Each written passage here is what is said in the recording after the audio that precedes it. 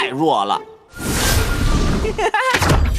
各主，百朝之地第一势力无尽的扩张又算是，弟子还能提升我们的实力。我一魔族的伤势，大人苏醒了，是提升我们的实力。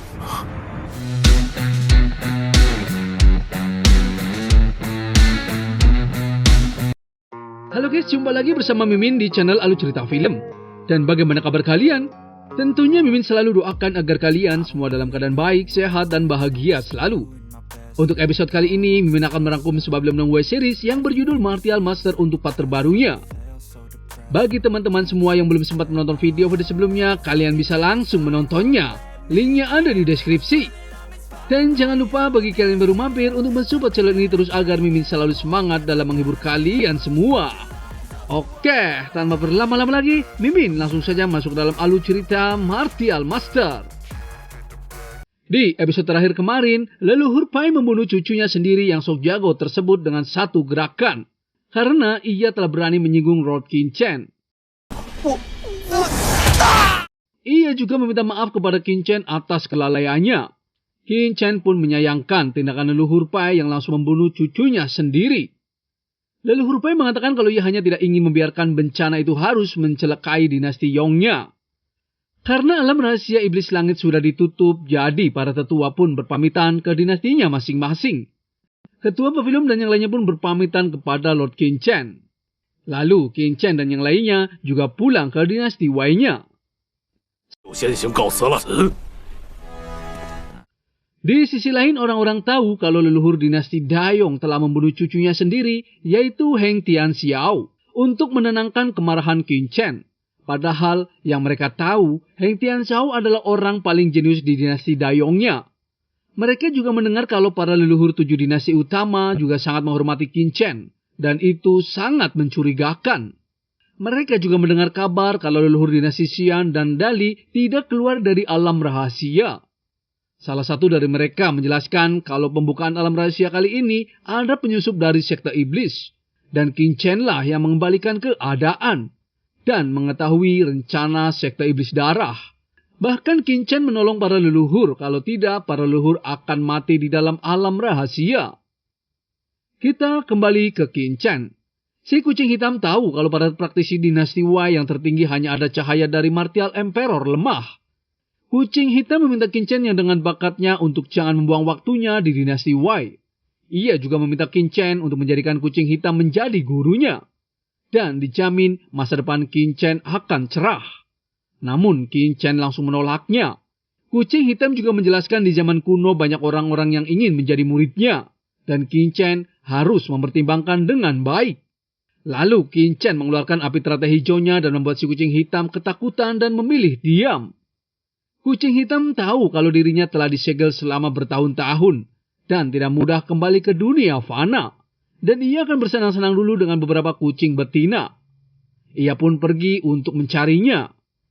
Lalu Qin Chen mengatakan kalau kemampuan semua telah meningkat banyak selama perjalanan di alam rahasia. Dan selanjutnya Qin Chen akan mengembangkan pavilion Chen-nya terlebih dahulu. Qin Chen meminta kepada semuanya untuk membantunya sementara waktu untuk membuka pavilion Chen di seluruh tanah 100 dinasti. Mereka pun setuju dan akan mematuhi perintah Qin Chen. Qin Chen sangat senang karena tanah 100 dinasti itu akan menjadi tempat pertama ia bangkit. Tak lama kemudian, Tuan Showang memberitahu kalau 2 dinasti besar sudah diambil alih. Beberapa waktu kemudian, pavilion Chen telah dibuka di tanah 100 dinasti. Dan banyak orang-orang yang mendaftar sebagai muridnya. Di sisi lain dari dinasti Dayong, Raja dinasti Dayong melapor kepada leluhur Pai kalau beberapa waktu ini pavilion Chen telah berkembang pesat. Dan pavilion Chen juga merekrut murid sipil dari berbagai dinasti. Namun leluhur Pai mengatakan kalau semua itu tidak perlu dipedulikan. Ia juga memberitahu kepada leluhurnya kalau pavilion Chen adalah kekuatan terhebat di tanah 100 dinasti. Dan kenapa leluhur Pai membiarkan mereka berkembang. Leluhur Pai tahu kalau dinasti lainnya juga tidak bergerak sama sekali. Ia mengingatkan kalau sekarang dinasti Dayongnya bukan waktunya untuk merebut tanah negara. Melainkan siapa yang duluan menerobos ke ranah Martial Emperor. Asalkan mencapai ranah Martial Emperor, pasti tidak akan terkalahkan. Pada saat itu perintahnya akan disebarkan di tanah 100 dinasti. Dan dinasti Dayongnya nantinya bahkan menjadi dinasti hebat dalam sejarah tanah 100 dinasti. mencapai kejayaan dan kemakmuran panjang. Dan perluasan Bagdum Chen juga bukanlah apa-apa. Dan yang akan dilakukan leluhur Pai sekarang adalah mengumpulkan semua sumber daya agar ia bisa mengalahkan Lu Xianji dan yang lainnya dengan menerobos Martial Emperor terlebih dahulu. Dan itu adalah yang terpenting. Lalu, bagaimana keseruannya? Mimin akan bahas di episode mendatang. Terima kasih.